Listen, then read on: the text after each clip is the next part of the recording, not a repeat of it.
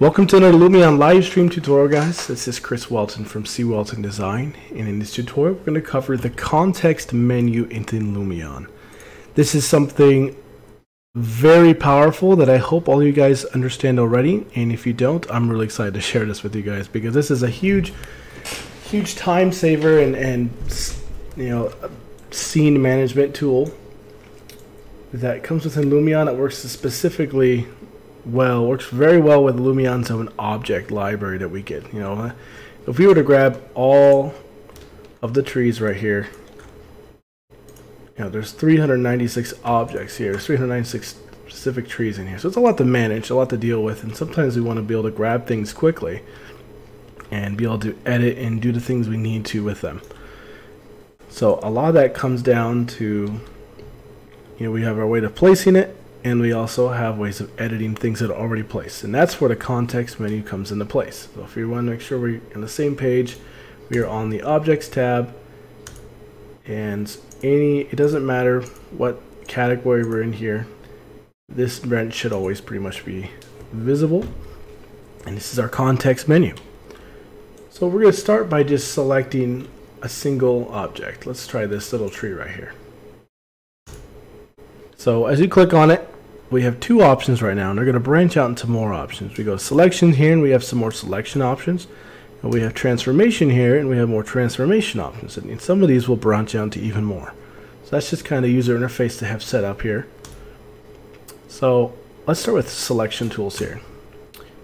Now, half of these are pretty straightforward and won't even really cover it. Once select, it's already selected. Once deselect, you'll just deselect it.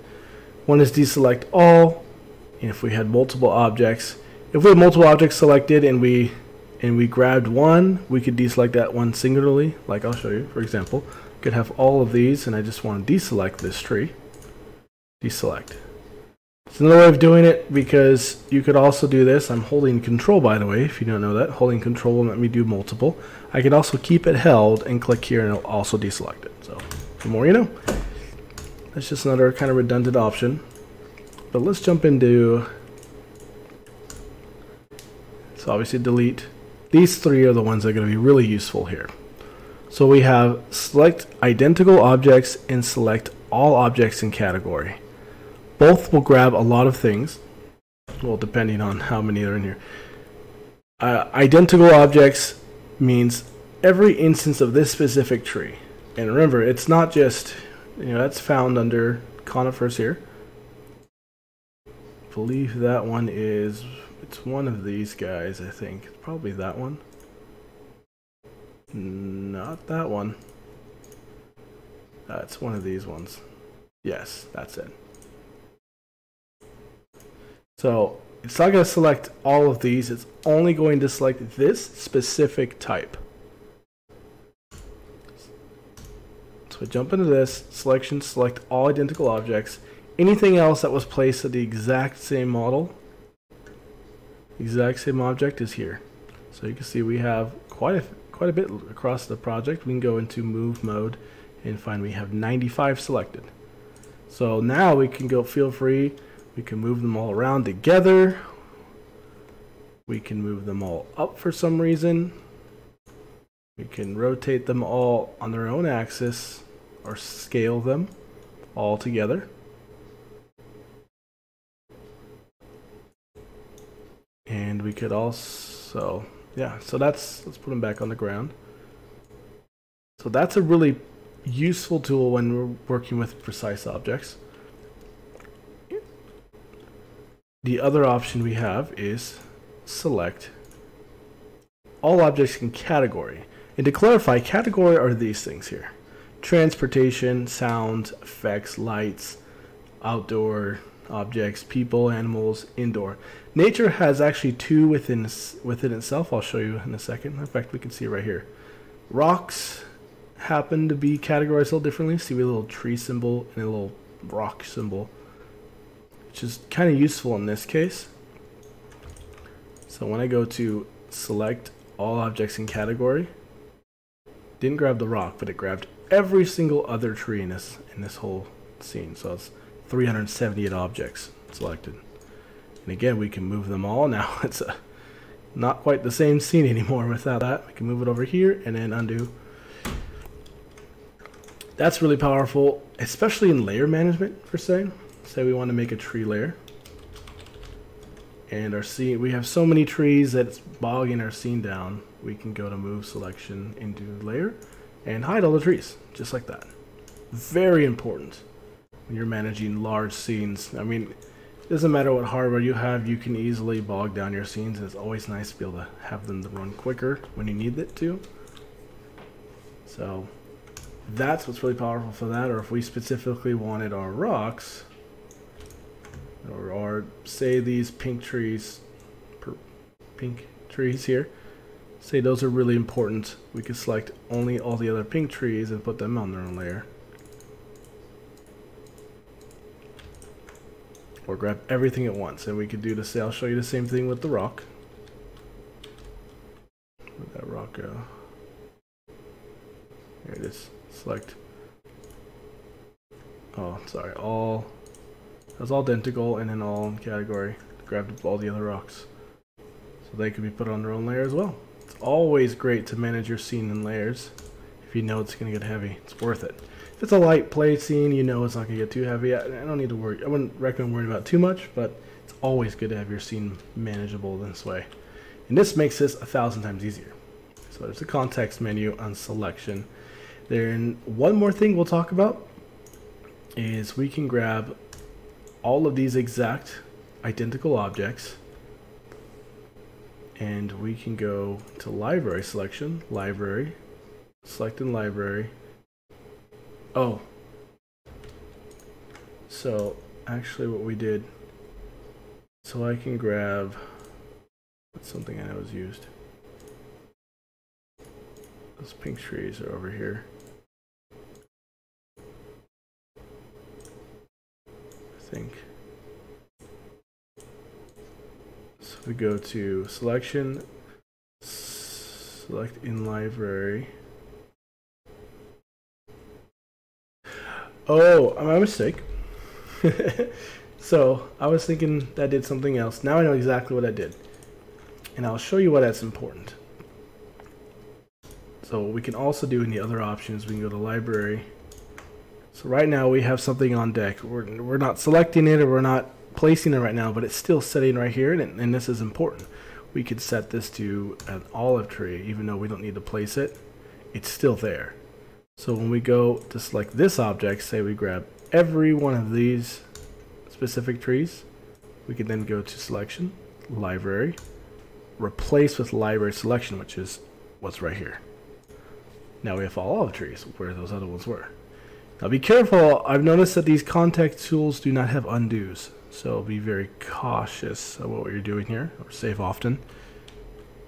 You could always also jump back to our trees here. I remember it was this one. Select all those olive trees, all identical. Library, replace with library selection. Oops, I think I missed it there. There we go. Scale's a little off, but they've all returned, and they're in a weird spot because I moved them all too. Remember that this ring was going around there. So the other thing I was talking about the importance of, say we wanted more of these specific trees, but there's a lot of trees in Lumion's library, thousands. And so I don't blame you if you don't know exactly where to find it. Say like, oh wow, I really like this tree, but I don't know where to find that. What's kind of cool is you can go select here, library, select in library, and there it is.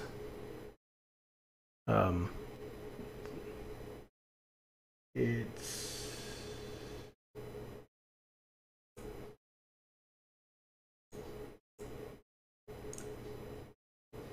might be missing it.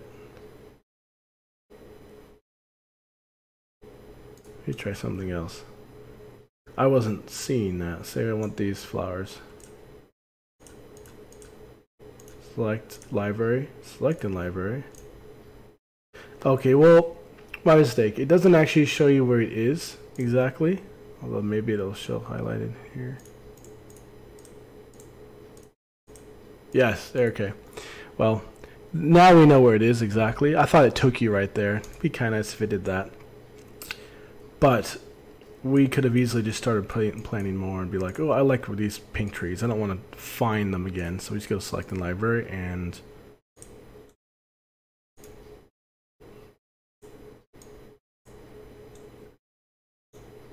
I grabbed these purple trees actually and start placing more.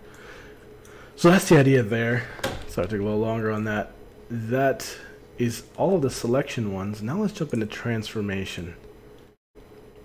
Now, I'll do a little exercise at the end of this to show you the power of combining these two things. So let's go ahead and select all identical of these specific types of trees. I seem to be really liking these ones.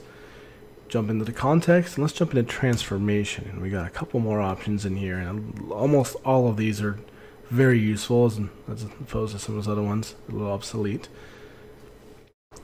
So one that I use the most on here, besides there's a custom, there's an extra one that might pop up, place on ground.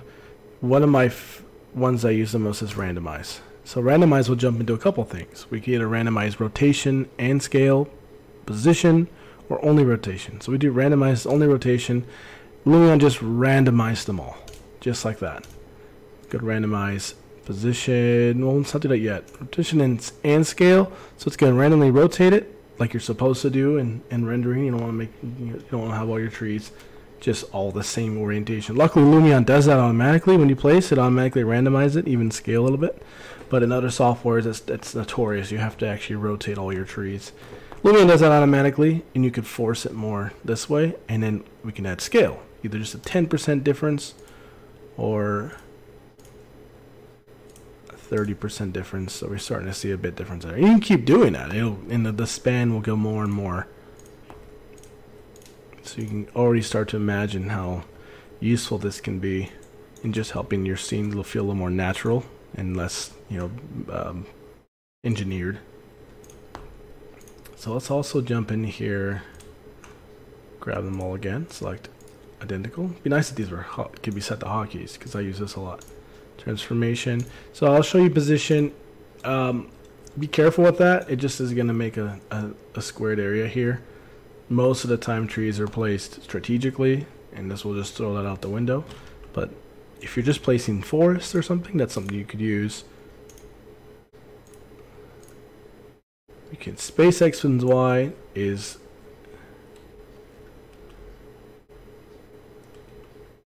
interesting. Didn't do what I thought it would do.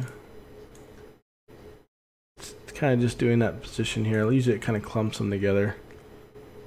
Oh, and you can undo this one. So align, we'll put them all together in one spot. And that's really important if you've seen my 4D animation, trying to get things to come together. Aligning is very important. That way you can select, especially with imported objects, that's where you can kind of work with origins. We can have these things align all their dots right here. Very important tool right there. I don't use the space X and Y, so forgive me. Not entirely sure what that really did. Place on ground, also very important. Sometimes Lumion's gotten actually better at keeping things on the ground. And we can, later on, I'll talk about setting your import objects to be marked as terrain, and you can place everything on the ground in your conform to your surface. That's how you do that. And then place on ground is there. They're already on ground. Oh, they were floating. Well, now they're on ground now. And something that'll be kind of cool too. There's too much blue here. I can't seem to find the. There we go. So let's do same rotation. Well,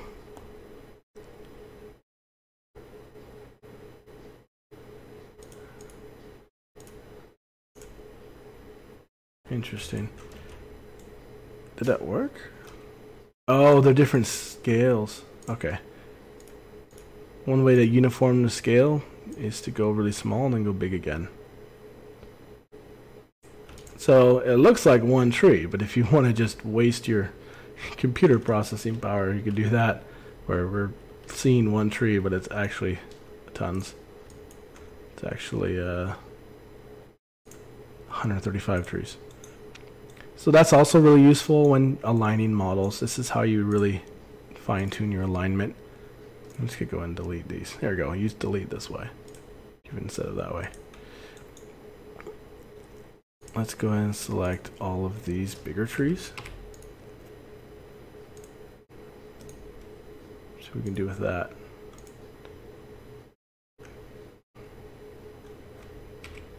If you have things on the same exact position, you use the up and down arrows to toggle selection.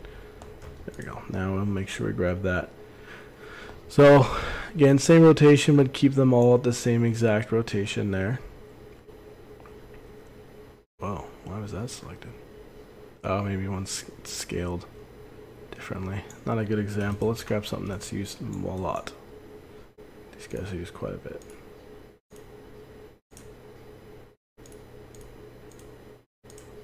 Deformation, same rotation. Bam. Aligns all that. So it's really useful, and especially import objects. You don't want your trees usually to be like that, usually. And lock position.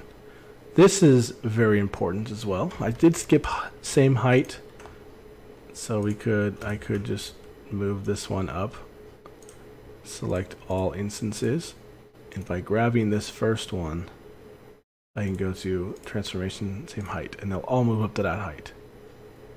Or vice versa, select all instances. So if I selected here, same height, they'll all move down. If I selected here, same height, they'll all move back. Well, this one will move back up to conform with the rest. So it's important knowing that order.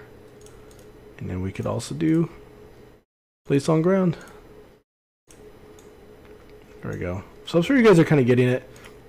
Feel free to definitely play with a lot of these things. So the last one, reset size rotation. So that brings it back to the scale that Lumion default has it at. Sometimes we mess that up. And lock position. So this is the toggle on and off. When it's on, it turns red here. So we know that those are locked. White are unlocked, and these are unlocked. And so this is important when you're working with terrain, or you don't want things to animate. Sometimes you're trying to animate a bunch of things, and then something else starts animating. And instead of trying to figure out how to stop it, you could also just lock its position. Or it's used a lot in terrain stuff. So if I started to just lift this whole thing up, all the trees kind of automatically want to conform to the terrain. But what do you know? Let's go down so we can see it. These guys stayed exactly in place.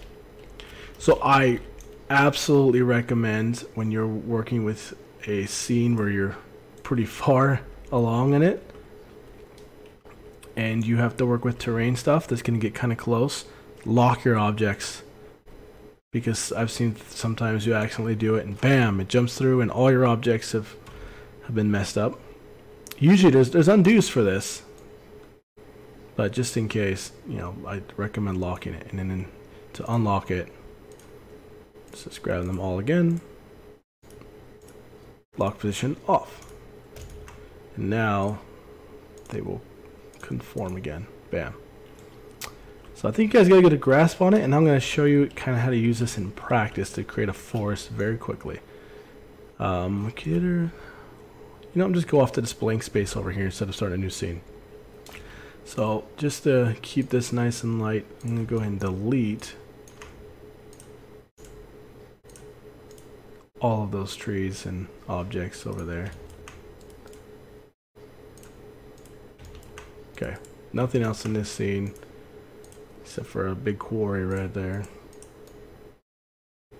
Okay, I'll call that good. So let's pretend this is a new scene. Let's grab a building, just a very generic building. So our building is this right here. Now we want to give this nice context, lots of forest, just trees to kind of block off the details, which is great with Lumion. Sometimes if you don't want to have to model the details, just cover it with trees. So there's a couple of things you could do. You could of course use mass placement, but that's limited to 100 at a time, and sometimes we need the thousands of trees maybe. So mass placement is an option here where you can do this, and say we need some just big oak trees. Get up to 100 there and kind of set it up this way. It's pretty nice. You gotta keep doing it. I'm gonna show you a better way, even faster way of kind of doing this. So let's go back, select identical, delete. Oops, I had our building selected still. There we go. So another way of doing it is you can hold control and it'll create 10 copies, but they kind of clump them together. But that's actually kind of okay. But really quickly, what we can do is just start to grab, and you know, let's do this through the mass placement. So even though it can only add 100, I'm going to show you a way to quickly kind of speed this up. So let's not have all one type of tree. Just a couple of different, little bit of a variation of trees in here. Maybe some taller trees. Like that wasn't a very tall tree, but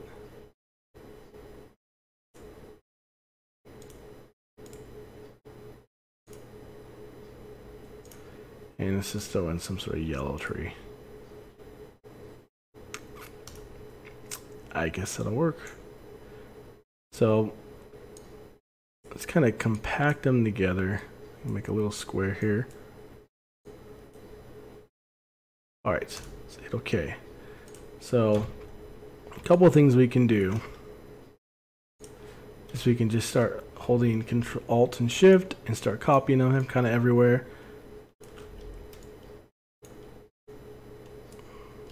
You know, kind of grabbing bigger swatches as you go to really quickly kind of populate a forest in here. I'm going to show you how we're going to make this look more randomized, because that's starting to see like a tiling effect with our trees. You know, let's just have trees in the back right here. Let's even stick them on the hills here. Let's grab a big swatch of them now.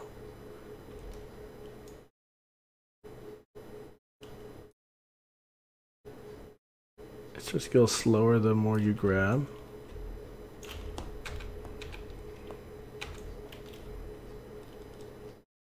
Oh, for some reason they're not conforming to the terrain, but we know how to fix that.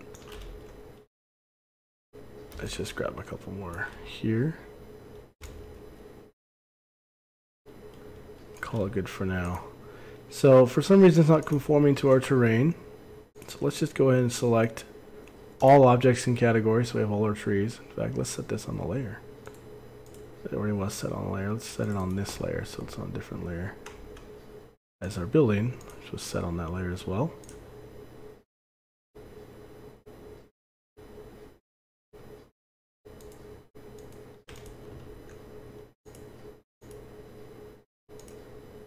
Okay.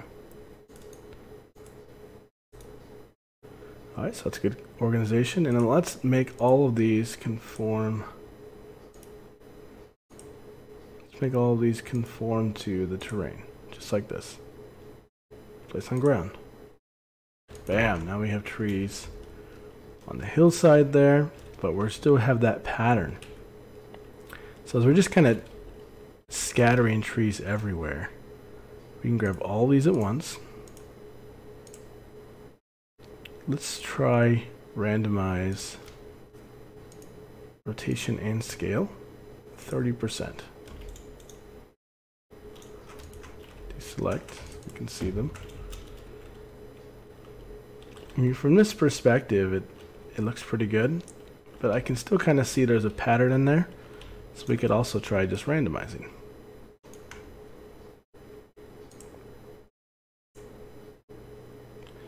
So let's try randomize position. So it kind of created a big block here. This is a lot of objects. 3,000 trees we just kind of worked with.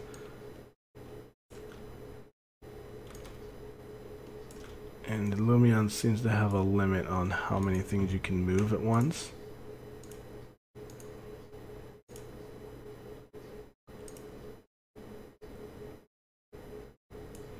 Yeah, we've hit that limit. Anyways, what we could do is just go ahead and delete the ones that are too close.